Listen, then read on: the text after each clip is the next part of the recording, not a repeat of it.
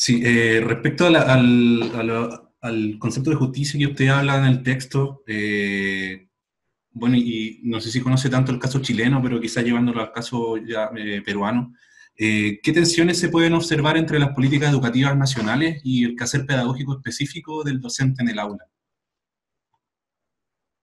Bueno, yo creo que, a ver, yo no, digamos, no es que he estado en aula de manera permanente, ¿no? Pero en aulas de educación básica. Pero yo creo que siempre pues hay tensiones, ¿no? Entre el nivel de la política educativa y el nivel de la práctica pedagógica.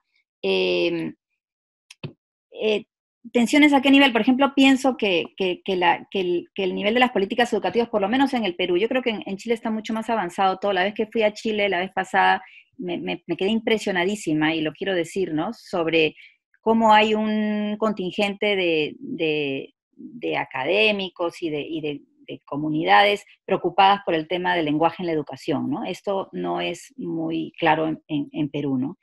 Yo creo que en el Perú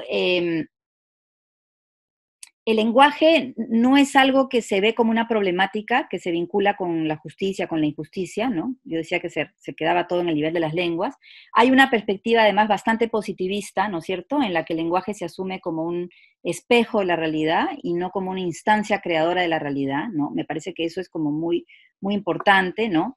Eh, También hay una idea de que el lenguaje sirve para comunicar y ya, no hay como una visión muy estrecha del lenguaje. Estoy hablando de las políticas, ¿no? Hay una perspectiva como muy referencialista, ¿no? Que sirve para comunicar información y no nos damos cuenta que también los recursos están como ideologizados, están como imbricados en valoraciones, como decía, y estas valoraciones se piensa que son normales, que son neutrales y no se toma distancia de ellas. Hay una serie de perspectivas muy tradicionales, por lo menos en el Perú, muy tradicionales, muy clásicas, de ver el lenguaje. Y yo creo que eh, los docentes en el aula se presentan, digamos, se presentan ante una heterogeneidad enorme, ¿no es cierto? Que no está, digamos, concebida desde las políticas y que maniobran ahí para ver qué cosa hacer, ¿no? Pongo un ejemplo en relación al quechua, por ejemplo, ¿no? Desde la política educativa, desde el nivel macro de la política, hay toda esta idea de que los docentes deben enseñar en quechua puro y en castellano puro y no mezclar las lenguas y qué sé yo, ¿no? Y además no usar los préstamos del castellano en el quechua, ¿no? Y cuando, bueno, los docentes enseñan quechua, se ven ante una realidad donde no pueden hacer esto, ¿no? Y por temas de justicia, en realidad, ¿no?